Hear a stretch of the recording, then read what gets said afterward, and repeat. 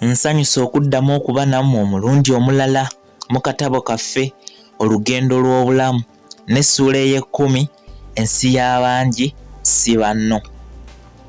Wabula nga tetunnatandika, waliwo bannaffe abatera okumbuuza okuva ku WhatsApp oba ntaddeyo essuula.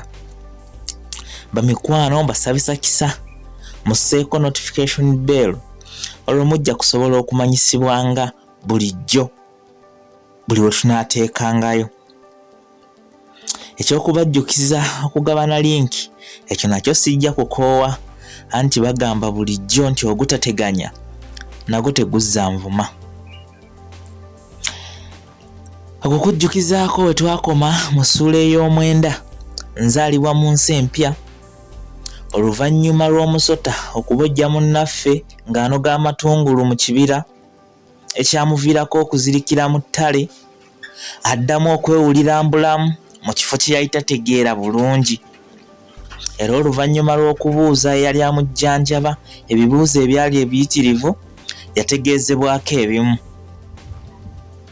Ng'afunyeemu kulungubanguba yasabibwa annyonnyole ku gyenvuddewe, wabula bye yanyumya tulaba nga bimukulukusa amaziga awamu ne gwe yali anyumiza. Era yali anyumizibwa bwe yamala okuzuula nga bambi ono yali takyalina wa kubudama, yasalawo n'amusuubiza obukuumi awamu n'ekatooke. Era we twawunzikira nga munnaffe essanyu ly'okuzaalibwa obujja lijula kumutta. Okuva wano anzikiriza nkwongereyo n'essuula ey'ekkumi ensi y'abangi si banno. Emboozi eyandeetera okuzaalibwa kuno yakulungula ebbanga eriwerera ddala, era we yaggweera ng'obudde buwungeeredde ddala. Kale nze yali yeeteeseteese okuddayo wabweru okwekkaanya ebinyuma okutunuulira, nalina kulinda nkeera kuba emboozi gye nali nvaamu yali ekyandesseemu emisumaali. Kale nga ndaba bye njayaanira okwerolera biyinza obutannyumira bulungi, ne nsalawo nninde male okukkakkana.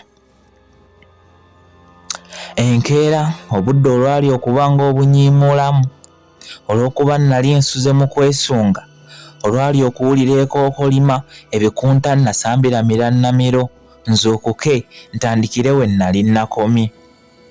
Wabula nali nfuluma, maama omujja bwe twali tusuze mu nju n'ampulira. Yamanya kye nali njolekera, kwe kunsaba nninde obudde bumale okutangaalira ddala ndyoke nfulume. Era kuno yagattako nti ye yali ow'okunnambuza, nti ewata abeerewo ankuba ku mukono. Ebigambo bye bino tebyandibadde bibi kunnyiiza, naye ekyokulinda eddakiika endala wadde emu kye nali siri mwetegefu kugumiikiriza. Naye engeri gye saalina buyinza kukiwakanya, naguma n'enzira mu buliri ninde bukye nga bwe yali ayagala. Wabula nga sinnaba kuddayo, nasooka kubikkula ku lutimbe olwali mu ddirisa lwakiri ndabeko wabweru. Naye nange nagenda okwesanga ng'ekituufu enzikiza ekyakutte. Nazza omutwe wansi si kwebaka, wabula kulindirawo obudde bukye nambuzibwe ewaka ewajja. Wabula kye neewuunya, obudde okuva we naddira mu buliri okutuuka bwe bwatangaala bwanfaananira obuwanvu okusinga ndowooza ekiro ekiramba, anti nga ndaba tebukya. Buli lwe nawuliranga munnange nga yeekyusa, nga ndowooza nti kirabika alimu okuzuukuka olwo nga mpapa nange mbubuukemu. Wadde okusoomoozebwa kuno kwantulugunya, naye era obudde bwamala ne bukya. Ng'amaze okunaabako mu maaso, yatandika okwenaanika engoye ezaali zitonnya obutonnya, era olwali okuzeemalizaako n'andagira tufulume. Wabula yalinga asumuludde embuzi eriko omusalo, anti olwali okukijja mu kamwa oluggi n'enduzza ku kisenge. Nga twakafuluma ku mulyango nasangawo abasajja ab'ekiwago babiri nga bayimiridde erudda n'erudda, era olwali okumulaba bombiriri ne baweta ku mutwe mu ngeri emusukkulumya. Yabalamusaako, bwe tutyo ne tweyongerayo, wabula bombi bajja batuvaako emabega kumpiko okumuwa obukuumi. Mu kaseera kano nali ntandika butandisa okumanya obukulu bw'omukyalo ono, gw'ate bandimuvunnamidde batya nga si wa kitalo. Ng'ewaffe ewasooka n'embeera ya wano yali teyawuka nnyo, anti nabo baali basula mu kifo kimu, mpozi ekyenjawulo. Ensiisira za kuno zaali kyenkana zaasaasaanyizibwa bwe zityo mu bufunze nga tezeetoolodde luggya lumu nga bwe kyali eri, wadde na zino zaali ziriraaniganye. Ekifo ewasulwa kyali kyetooloddwa olukomera olwabagibwa mu mmuli mpozi n'ebitoogo. Olukomera luno lwaliko emiryango eminene ebiri, okwali kwassibwa abakuumi nga 6 ku buli mulyango, kw'ossa n'omutono gumu. Enkula y'ekitundu kino yali ya kiwonvu era ekyetooloddwa ensozi engulumivu obulungi. Kino kyaleetera omusana okulwangawo okulabika mu kifo kino, era ng'enjuba etera kulabwako ssaawa nga zoolekera 3 ez'enkya.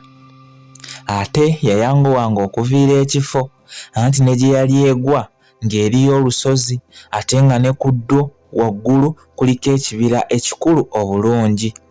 Bwe kityo nga ssaawa zigenda okuwera nga 11 ez'olweggulo nga tekyalabwako.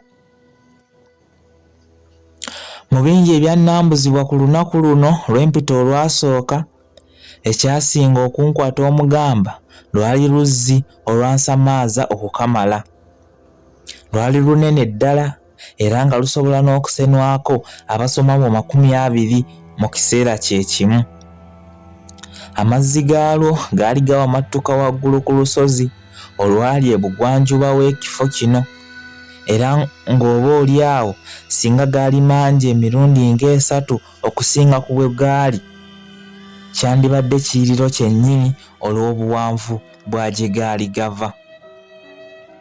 Enjuba bwe yabanga etandika okulengerwa yalabibwanga ku mazzi gano, anti bwe yabanga evuunuka olusozi olwali gy'eva, ekitangaala kyayo kyakubanga mu mazzi gano olwo ne gatangalijja ng'ekikomo kya zaabu. Ekitangaala kino kyasaasaaniranga ekifo kyonna, wamma n'olyoka olaba obunyirivu bw'ekitundu. Okwawukanako katono n'ewaali wanfuukidde olufumo, na wano kyabanga kizibu kusanga muntu ng'alima yekka, era baalimanga wamu kyenkana bonna. Na kuno baali bettanira nnyo okulunda naddala ente n'embuzi, era nga balimi ba muceere okusinga, omuwemba, enkoolimbo, amatooke n'ebirala ebitonotono. Wabula ebirime nga kasooli, ebinyeebwa kw'ossa ne lumonde bye twettaniranga eri ewaali waazikirizibbwa, kuno kyabanga kizibu kubisangako.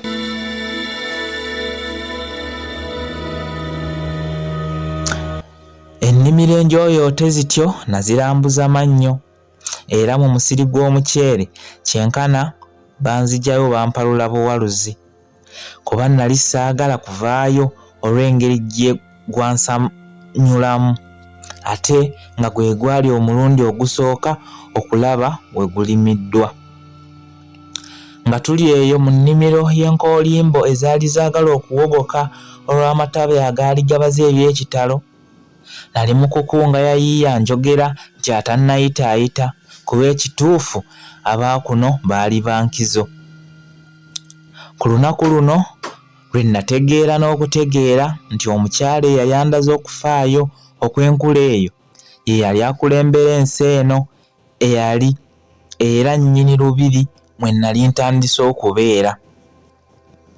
Ekitiibwa ekyali kimuweebwa ddala kyali kisukkulumye, omwali abakulu n'abato okumuweteranga ku nsingo buli eyamulabangako.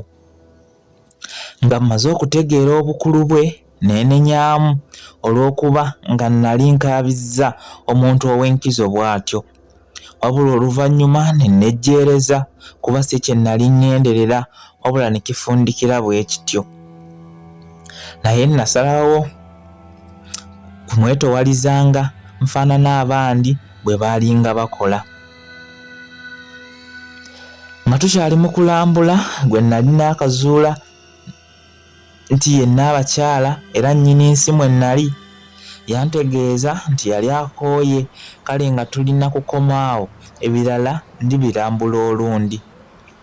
Wabula ku bitonotono bye nali ndabyeko obugumiikiriza nali sirina, naye nga sisobola kumuwakanya kuba wadde ebigambo bye byalinga bigonvu ng'omuzigo, wabula tebyalinanga kubeera mu mbeera esaba, mpozi eragira.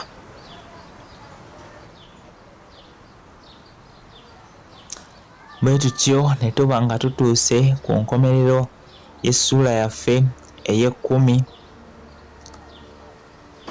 essuula ey'ekkumi, ensi y'abangi si banno.